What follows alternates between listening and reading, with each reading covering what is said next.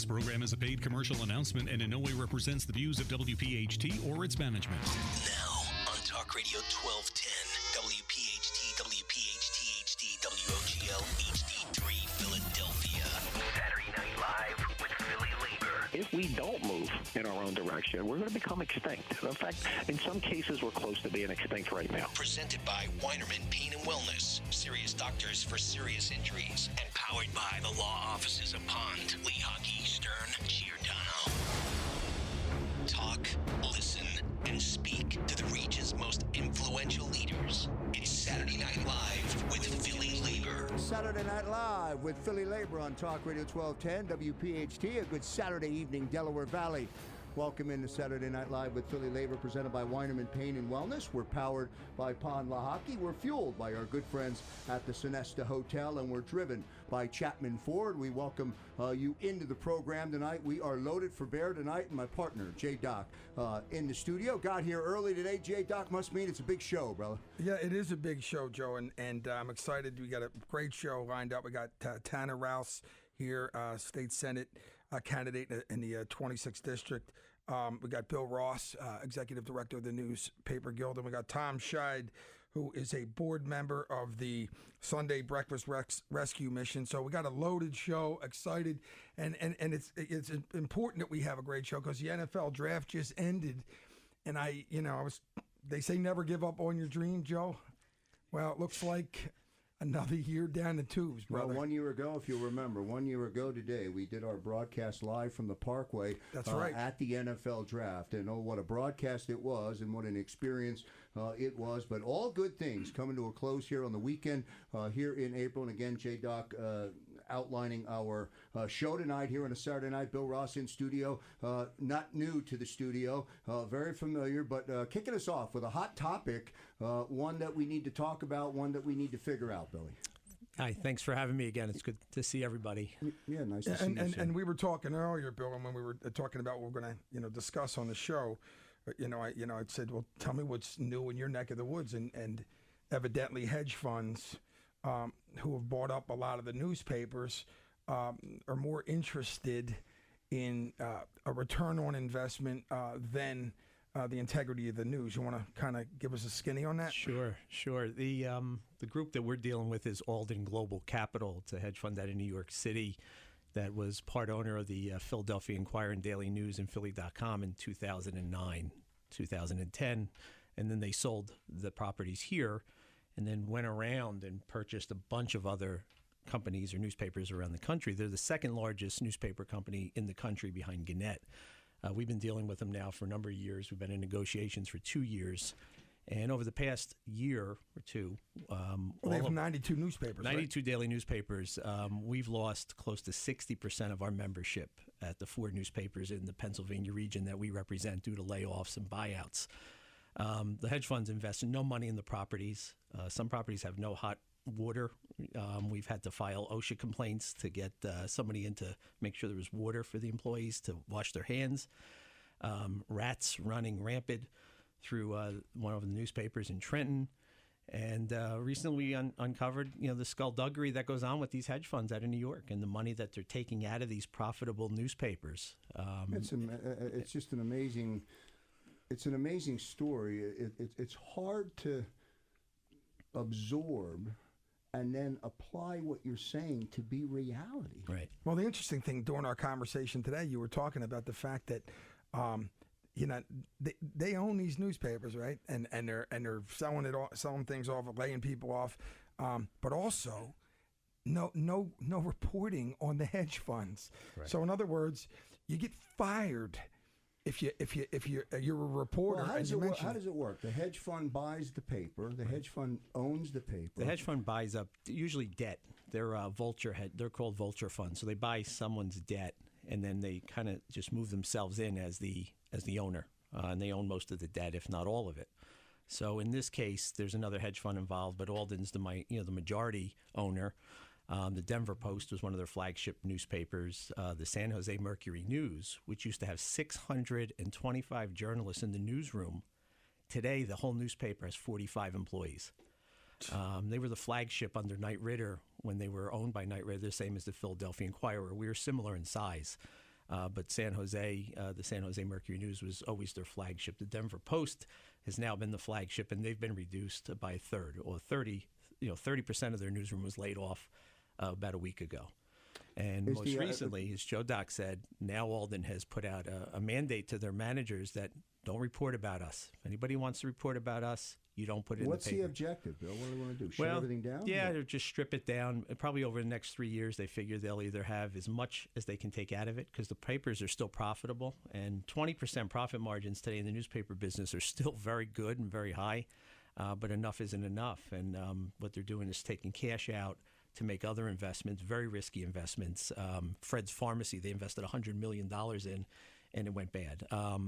And the head of the fund of Alden Global, over the last couple of years, has spent over $150 million on mansions in Palm Beach, Florida, and out in New York. So either he's taking money out of the company to make personal purchases. That's what we've kind of uncovered in our investigative reporting. He's also pretty hip on buying expensive clothes, right? One of the his partner is a Duke alum and decided to spend $119,000 on Christian Laettner's jersey from that famous shot he made back in the and that was in Philly. I think he made that. Did he make that? It may have been. But I mean, Bill Ross, Executive Director of the Newspaper Guild of the CWA Local 38010, is in our studio tonight. Bill, can you do that? Can you get away with what they're doing? Well, right now, one of their other partners, another hedge fund out of New York, is suing them in Delaware because they've basically kept them out of the loop. They haven't let them see the books. They've uncovered all these other risky investments that the other hedge fund said, hey, we're not part of that. So they decided to sue them. So that's kind of opened up a door that let us get in to review the court documents. And we have an investigative reporter who for 2 years made it a beat, cover Alden Global like a beat. And she's just been unbelievable in uncovering what's been going on. And most recently this week, as J-Doc said, out in Colorado, an editorial page editor wanted to write about his paper, and they said no. So he posted it on his own blog, and then the week later he was fired. So that's just something you don't see normally, and you normally don't have owners censoring the news. That's a real problem for everybody, and it's a concern. And to see what we have left in Delaware County and the Delco Times, we have 25 employees. We used to have over 130 or 40. Readers. The paper in Delco is profitable? Yeah, all the papers are profitable, even the Trentonian, the Pottstown Mercury, and the Norristown Times Herald. Perception in the public, if you ask somebody on the street, if you're a man on the street and you ask somebody on the street, hey, are newspapers making money today? Perhaps most 8 out of 10 would say no, they're not. The reality is they are. Under this hedge fund, they are. They're profitable, and like I said, 20% profit margins are huge in the newspaper industry. But for Alden Global, enough's not enough. And now I think they've taken a different step where they're going to censor the news, and that's going to blow up in their face as far as I can help it. Oh yeah, and that's what they're doing. They don't. I mean, obviously. They're trying to muzzle individuals, and they don't want obviously people knowing what they're doing. But there's a tweet, I think that was a tweet from Darren Carroll, and this is an important story, not just in Boulder, but in Denver, in San Jose, in Orange County, in St. Paul, and many other places where Alden is destroying papers to make its principals richer than they are. Who's Darren Carroll? Darren Carroll is an international rep for the News Guild in Washington. He works closely with our group and basically leads our negotiations against Alden. The interesting thing about that is this: I believe in capitalism, not on the back of workers. So I think it should always be fair, but I do believe in capitalism. I have a problem with individuals investing in newspapers and trying to obviously censor the news, but also like hospitals. When hospital care, and we've done many shows on it. When hospital care, when they won't populate the emergency rooms with enough nurses. When you get injured, you have a loved one has a heart attack or something like that, or something. The last thing you think of is a labor dispute. And that management is not, they're thinking about their investors and their shareholders, and they're not, and they understaffed the emergency room that your loved one is going to, and this isn't quite that, but at the same time you're talking about the news, and they're treated like a tennis ball. Right. I mean, And so it's a problem, and certainly I think you got to have some sort of sense of integrity if you're going to invest in newspapers, and understand that there's got to be some kind of standards. Clearly, that's the bottom line, is their only priority. Correct. So, Bill, just for the listening audience, bring there's the Trentoni and there's the Delco Times, but let's tie it all together. Talk to us about the Inquirer, Sure. the Daily News, Sure. Philly.com. So we How's have the paper doing? Right. The local newspapers, the Inquirer and Daily News and Philly.com, are now one merged newsroom. We negotiated a contract a couple years ago. We were one newsroom. The Lenfest Institute for Journalism is a nonprofit that basically owns the for-profit paper. So the newspapers are still for-profit in Philly.com, and they're doing well. The Eagles have been, of course, a huge gain for them. The coverage, they've won a bunch of awards. They're hiring, newspaper in this city, both newspapers hiring. We're going to replace 40 journalists that have left over the last year. And we have fellows coming in from the Institute. We have summer interns. So it's somewhere where kids coming out of journalism school want to work, and that's a good sign. and how's Philly.com doing? With the new, obviously you're paying a minimum fee, Correct. Which I do pay, by the Good. way. I'm glad to hear it. Because every time I need to, right before a show, if I haven't renewed, I'm trying to copy and paste it. It says you've reached your quota, right? You're only allowed 10. So I'm right on there. But I mean, how's that doing? It's doing well. They're slowly picking up subscriptions on a daily basis, and of course, something now like the Sixers and the Phillies and the Eagles, of course. Place to be, Philly, right? Unfortunately, not the Flyers, but they've picked up a number of digital subscriptions at the rate that they were hoping for. So at some point, if we we're not going to become the New York Times or the Washington Post in digital subscriptions, but if we can get anywhere close, I think it'll be good for everyone. If Donald Trump starts tweeting about Philly.com, you never know. You might. That is true. Saturday Night Live with PhillyLabor on Talk Radio 1210. WPHT Bill Rouse with us in studio. He'll stay with us for the entire hour when we come back after our first commercial break here on Talk Radio 1210. WPHT. Who's Tanner Rouse? We will introduce you to Tanner when we come back. Tonight, I'm representing the Philadelphia Eagles, NFC East champs, divisional champs, NFC champs, and world champs! The world champs! Hey, Dallas, the last time you were in the Super Bowl, these draft picks weren't born! Great stuff from David Akers at the NFL Draft this weekend at AT&T Stadium. And again, Jay Doc, I had to drop that clip in there. One, I thought it was fantastic. It's the best. It's great to see David Akers, a man who was really quiet and reserved in the 15 seasons that he played here in Philadelphia, and to see him go off on Dallas like that, and of course triggers a memory of our broadcast a year ago on the Parkway. It was just spectacular. It was awesome, and that was such a spectacle last year, and but it also brings back the memory of Drew Pearson last year with Dallas, talking about how many Super Bowls they win, never really thinking that they would get the draft next year, and we just won the Super Bowl. What was that? Unbelievable. I was at the David Akers was in the he just got inducted into the Eagles Hall of Fame. I think they should induct him again after that speech. We have a great segment coming up.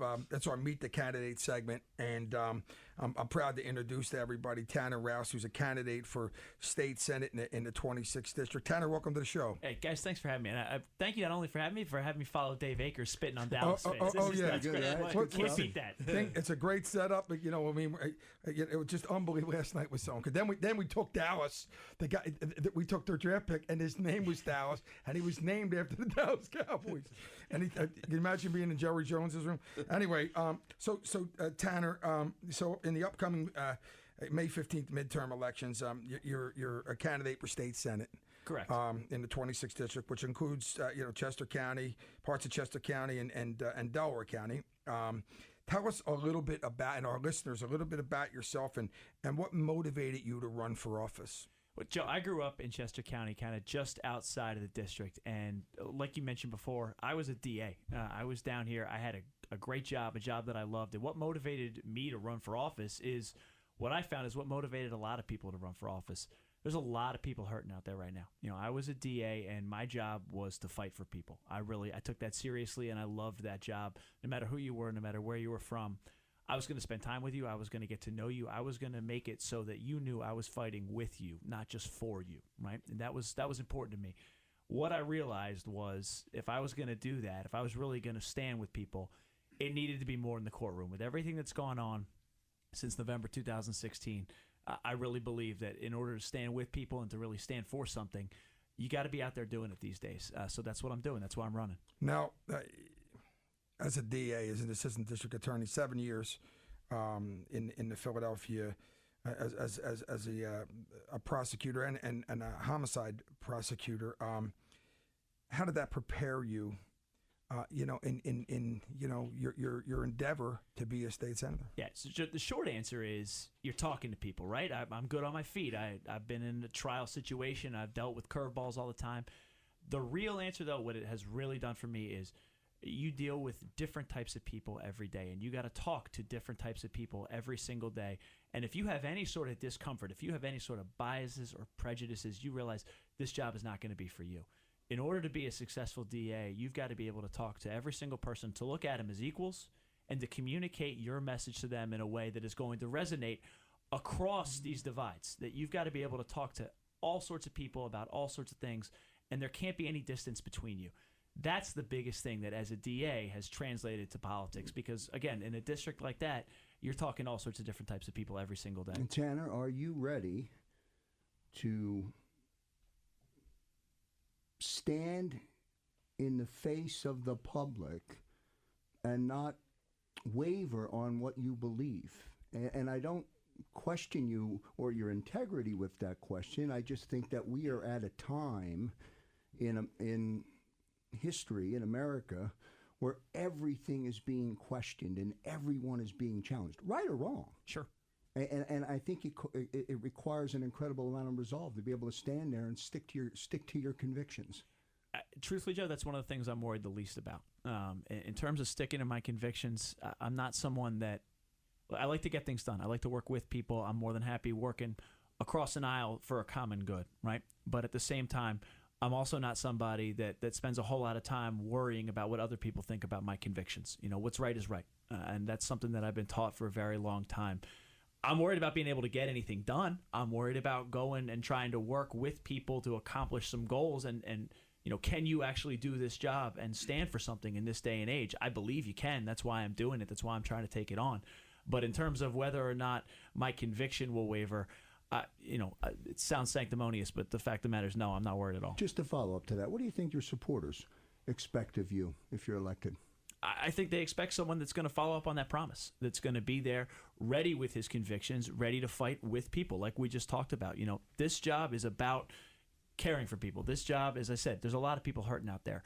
The people that are voting for me, that are supporting for me, are asking me to be and are hoping that I'm going to be a champion for everyone, that I'm going to go with them and carry their will and their heart forward. That's what we talk about in this campaign. That's what we are about. And it was interesting because I was on your website and your credentials obviously as a district attorney, but most proud of your work as a member of the community-based prosecutorial team assigned to the North Philadelphia's 22nd District, where you spent weekends, outreach days on weekends, talking to the community, and going and frequently visiting the homes of those who you were fighting for.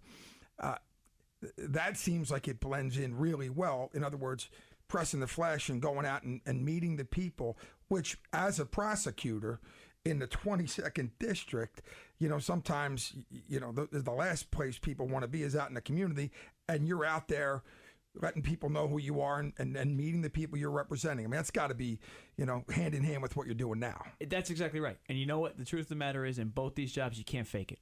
If you're going to be out there and you're in someone's living room and you're going into court, they're going to see right through you if you're not actually fighting with them. They're going to see right through you if those promises you made in their living room and what you explained and how you were going to go about this process with them, if you're faking it, they'll know right away. And so, yeah, no, it does. It translates one-to-one. Being able to go in, as I said, to a lot of different types of places, a lot of different homes, a lot of different families, and be able to say to them, look, I'm with you. Stick with me. And they respond. One of the things that really when we were talking about the interview in this show, we have Tom Schied of the Breakfast Rescue Mission coming up at the end of the back of the broadcast. One of the things that we talked about was giving back, and with labor, one of the points of our program is always to talk about, our priority of giving back. And this is from Tanner's website, and I'm going to segue a little bit. Tanner was taught about the importance of giving back to his community from a young age. His father, Willard, a real estate developer in the Philadelphia, often told the story of the man who helped him purchase his first home, saying, "The more I give, the harder it is to catch up with what has been given to me." Those lessons, they got to stick with you today and be a part of who you are as a person. Very much so. It's hard to even quantify, Joe, how much that sticks with me and the responsibility I feel to be that. It is, that was the last line that I used in my father's eulogy. That was, people come up to me all the time and they talk about, well, I know you're not a real estate developer, but you have to know. My father and I don't recall one single conversation we ever had about business, period. He must have told me that story 50 times, 100 times. This was the overriding lesson of my life was you have a responsibility to give back. And let me just say this, and this is, I could run through a wall, okay? So let me tell you a little bit about who Tanner Rouse is. He's the son of legendary Philadelphia developer Willard Rouse. And I'm just going to read a little bit about what the New York Times said of his passing in 2003. An icon who shaped the Philadelphia skyline. Okay, so as a union iron worker, and I believe in lineage, and I see the conviction in your we'd never met before this, and you were introduced to me recently, but I knew who your dad was, and I knew how many men and women he put to work. I mean, there are lives, countless, that, you talk about the skyline in the New York Times. I mean, I literally went through his portfolio, Liberty Place. I remember the day we went above Billy Penn.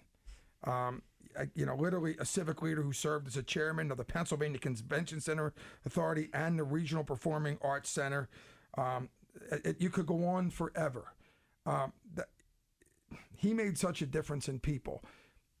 The real estate, obviously an icon from Philadelphia to L.A. You took those traits and you took them into public service.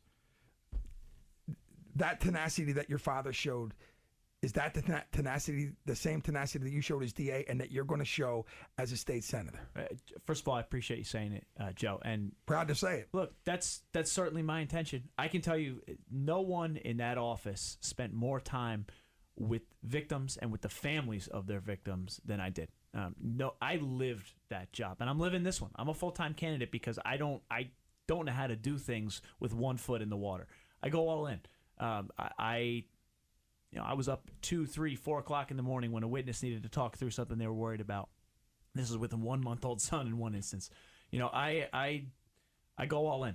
And the legacy of service. You talked about my father's legacy in real estate, and kind of, is that the same legacy I see in service? To me, those are not separate issues. I had breakfast with a good friend of his recently, a guy named Joe Denny, who was one of his closest colleagues for decades. And what Joe said to me, he's like, look, people wouldn't even believe this if I told them, but we never once talked about how much money we were going to make. We talked about what kind of good we were going to do for the city 1,000 times.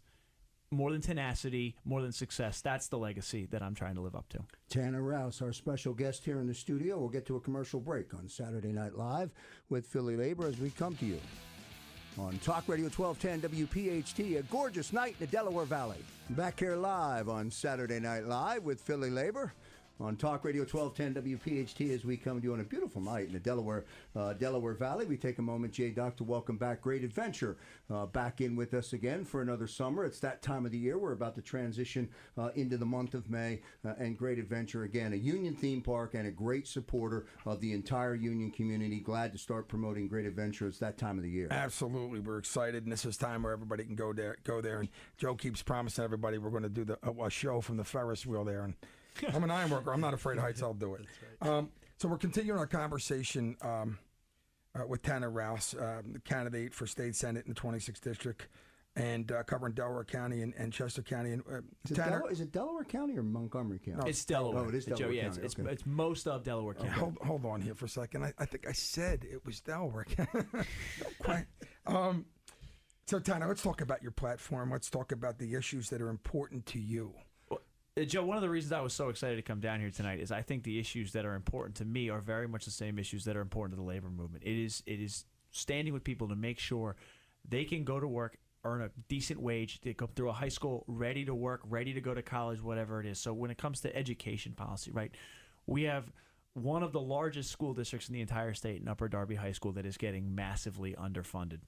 And people are coming out of Upper Darby High School neither ready to go into the workforce nor ready to go to college. And it's no individual's fault, right? People are working tirelessly to make sure every kid gets a good education, but they just don't have the resources. We're not doing it fairly. We can do a better job fighting, again, for people, right? This is about just treating everyone with the dignity and respect to allow them to go about living their lives. When it comes to something like the Janus case right now, where they're trying to completely undercut the right to collectively bargain. It is not a coincidence that you see the drop in wages correspond directly with the drop in union participation. Exactly. It is, again, we're trying to stand with people. They need to be out there. They need to be able to earn a living. They need to be able to come home at night and know that they're going to be able to put food on the table for their family, that medical bills are not going to get them out of their house, that when their son or daughter goes to school, at the end of the day, they're going to come home safe. They're going to come home from a gun-free school, and they're going to come home ready to go the next day, ready to go the next day after that, and eventually ready to go out into the workforce or go on to college, whatever works for them. A lot of fights, a lot of battles, a lot of conversations to be able to accomplish so much, Tanner. I applaud you for jumping in with both feet. It's a lot. It is a lot. It is a lot. There's no question about that, Joe. But the reality is that we've got to take steps, right? I mean, you're right. I'm talking a big game about what I'd like to see happen. The reality of what's going to be able to be done is certainly different. I win this seat. Democrats are vastly outnumbered by Republicans in the state Senate. The Republicans in the state Senate are working to undercut labor. There is absolutely. There's no doubt about that. So what am I going to be able to accomplish? The truth is, it remains to be seen what any individual is going to be able to accomplish in the minority party. What I can say, though, is this is what I'm running on. This is what I stand for.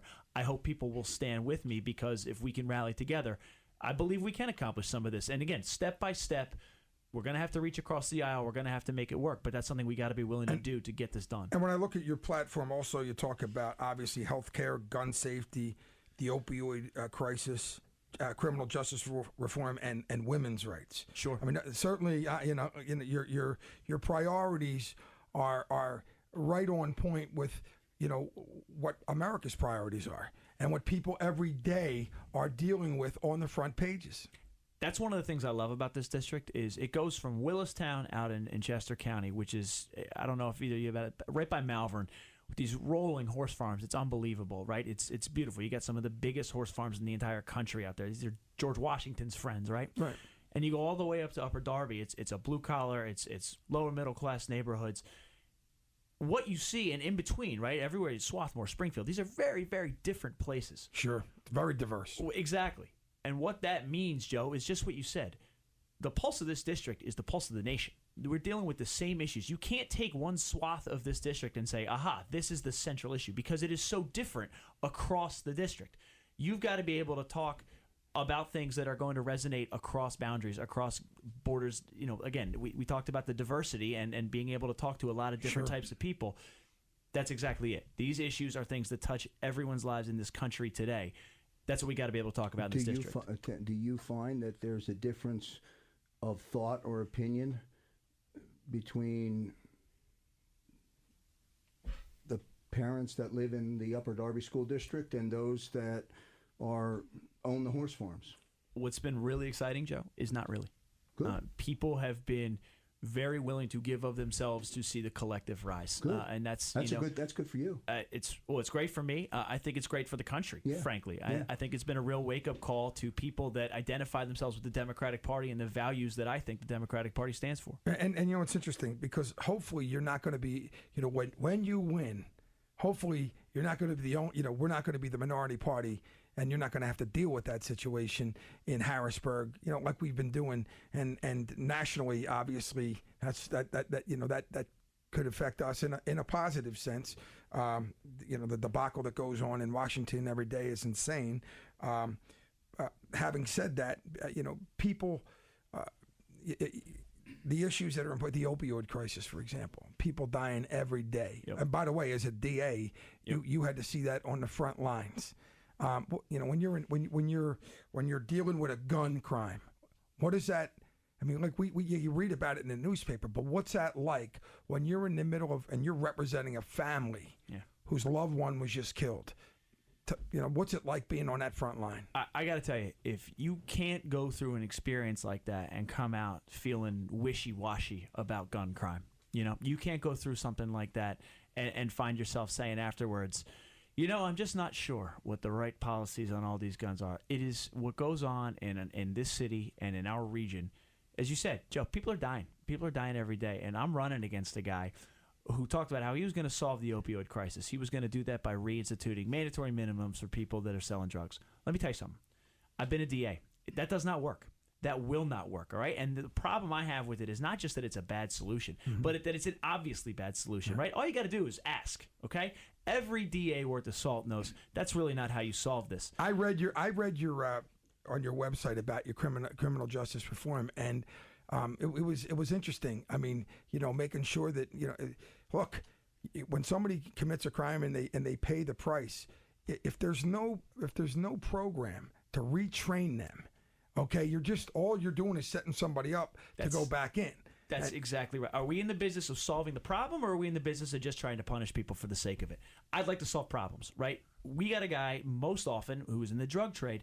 They're not in the drug trade because this is their dream. This is some glamorous life fulfillment. They're there to make a buck, right? They're there because they don't have the job skills, because we have an education system that we gutted, because we haven't given them the job training they need to go into a union job that'll get them a real living wage for the rest of their life. Well, stereotypically, that and I would like to believe that, but I'd also say this, Tanner.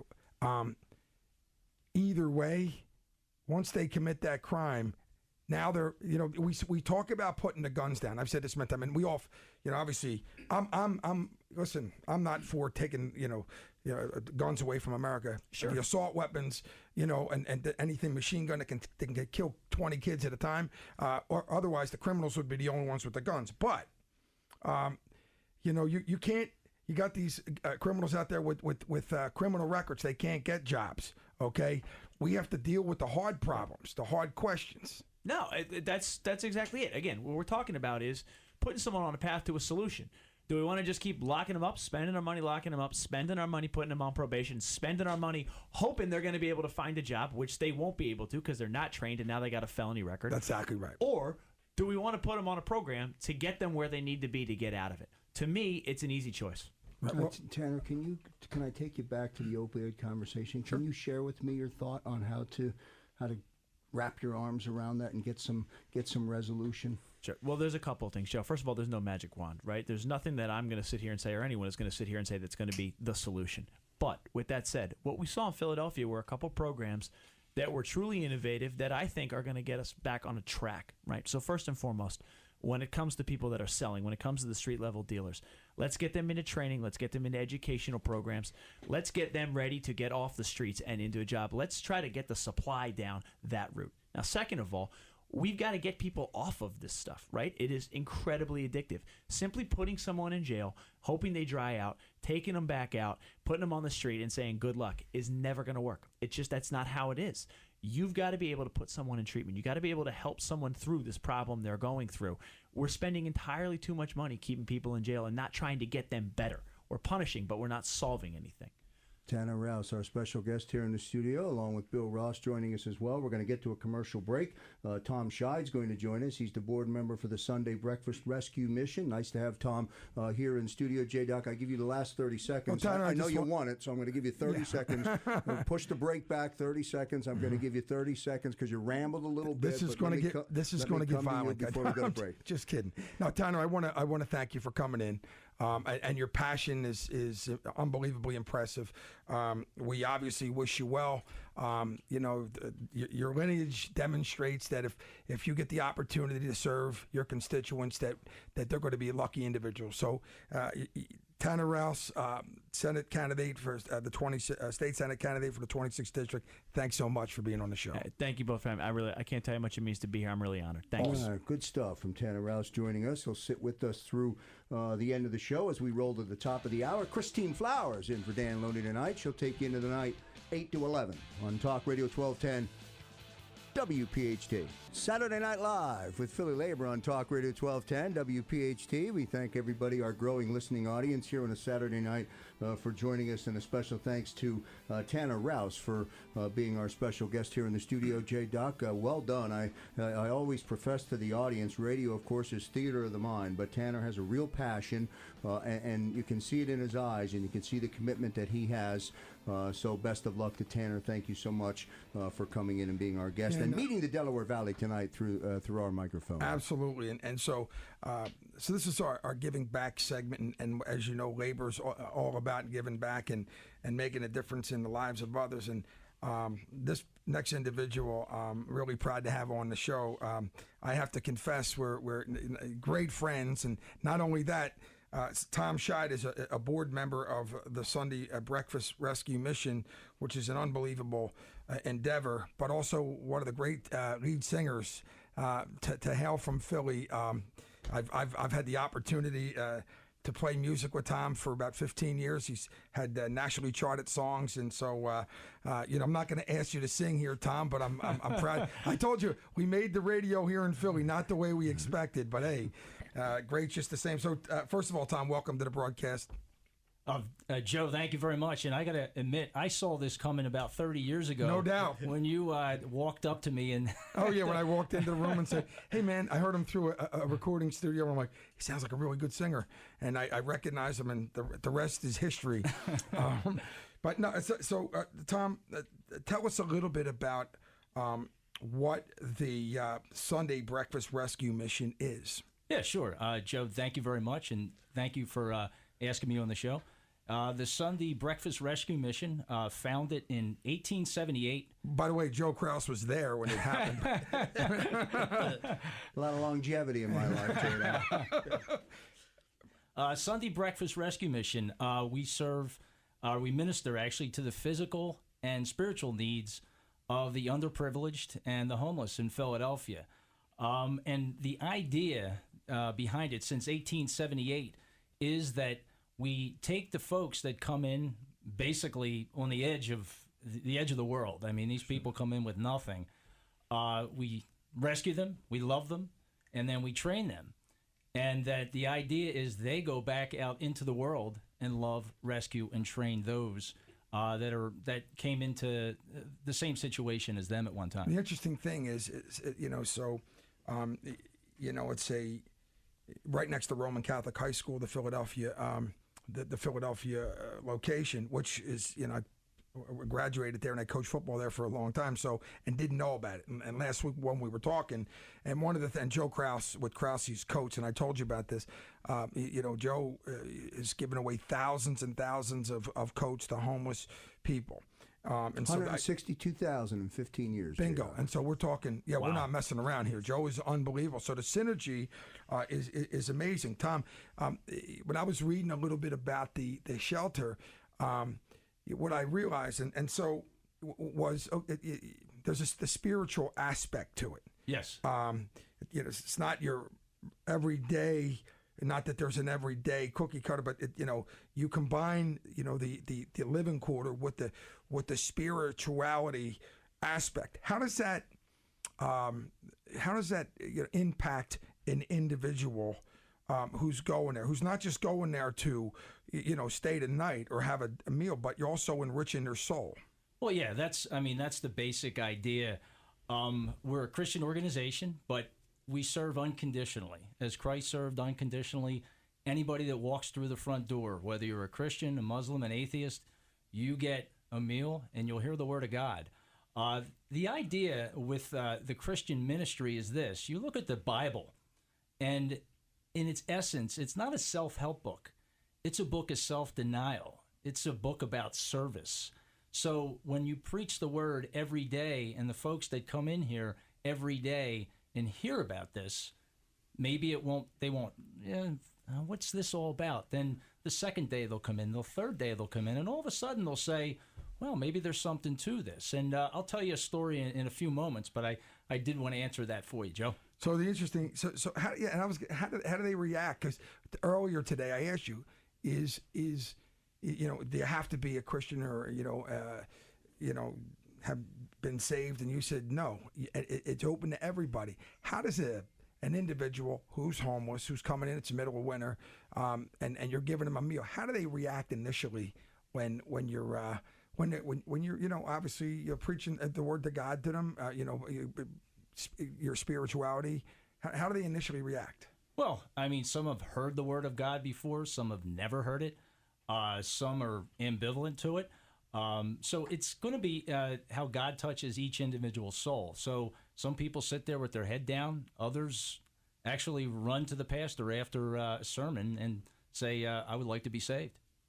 Tom Schied is our special guest here in the studio as we roll to the top of the hour on Saturday Night Live with PhillyLabor here on Talk Radio 1210 WPHT. Tom is a board member of the Sunday Breakfast Rescue Mission, which means he's doing good work on a day-to-day basis, sometimes hour by hour through the course of every day. Tom, what's the toughest thing that you witnessed since your involvement with the mission? Well, the toughest thing that I've witnessed, this really touched me. Part of this was not as a board member, but prior to being a board member, I've been involved with Sunday Breakfast Rescue Mission for about 10 years now. A lot of part of my mission was with Wayne Hall, which is the women's shelter. And one of the things that we do is mentor some of the children there, 6, 7, 8, 10-year-old children. Again, the underprivileged children. What'll happen, there's a women's shelter and obviously the men's shelter. The women's shelter is in Mount Airy. So they'll come in, and what they find is that they're surrounded by women, which is not necessarily a bad thing, but they don't have a father figure in their life. So what we'll do, we'll come in and mentor some of the children, one-on-one. We'll talk to them. We'll tell them right and wrong. We'll talk the word of God, or just sometimes have a catch with them. Sometimes we'll just play games with them. But the hardest thing I did was to say goodbye to them, because there comes a time when they graduate from the program and that child leaves the program. And I'll never forget it. One of the young boys that we were mentoring, he sensed it. He knew it was the last day, and he looked at me and he said, Mr. Tom, is this the last time I'm going to see you? And I said, yeah, big guy, this is the last time you're going to see me. I just said, God bless, and just remember everything we talked about.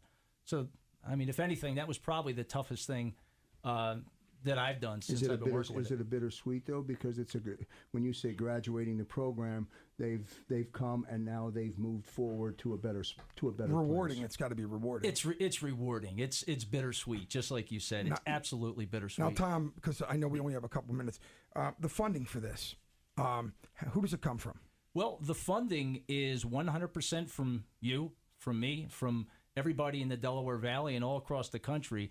We don't take any government money. We're 100% funded by donations, both food donations and monetary donations. And events, do you guys host events that would raise money for the charity? Yeah.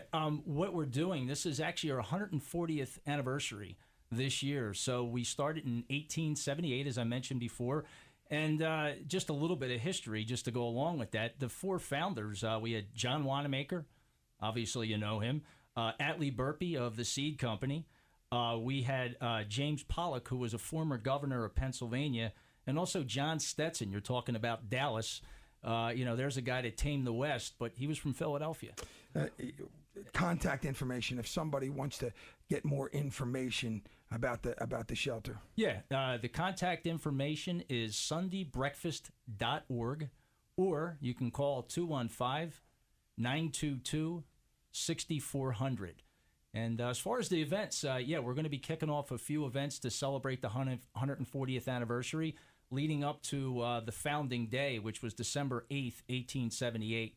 And so we're going to be announcing some big events. So what I would say is stay tuned to that webpage To the and webpage, check it out. right? Absolutely. Well, Tom, unbelievable. I mean, just I've always loved you and respected you, and I never knew those stories, so I can't tell you how much I appreciate and how proud I am of you for doing the work that you're doing. It's just unbelievable. And anybody who can get involved with the Sunday Breakfast Rescue Mission, what's the website again, Tom? SundayBreakfast.org. Unbelievable. Thanks so much, Tom. Good stuff, Tom. Thank you. And I encourage anybody in the Delaware Valley who's listening to not be afraid of the rescue mission. The people are real, and your support is needed. Special thanks to Bill Ross, the Executive Director of the Newspaper Guild, for coming in as well. Well done, Billy, on your part. Nice job. And, of course, Tanner Rouse, who was in for segment 2 and 3 of the big show. That's going to do it tonight for Saturday Night Live with Philly Labor on Talk Radio 1210. WPHT. We thank our listening audience for being a part of the show. We'll see you next week. On behalf of J-Doc, Glenn behind the glass, I'm Joe Krause. See you next time, everybody. Tonight, I'm representing the Philadelphia Eagles, NFC East champs, divisional champs, NFC champs, and world champs! The world champs! Hey, Dallas, the last time you were in the Super Bowl, these draft picks weren't born!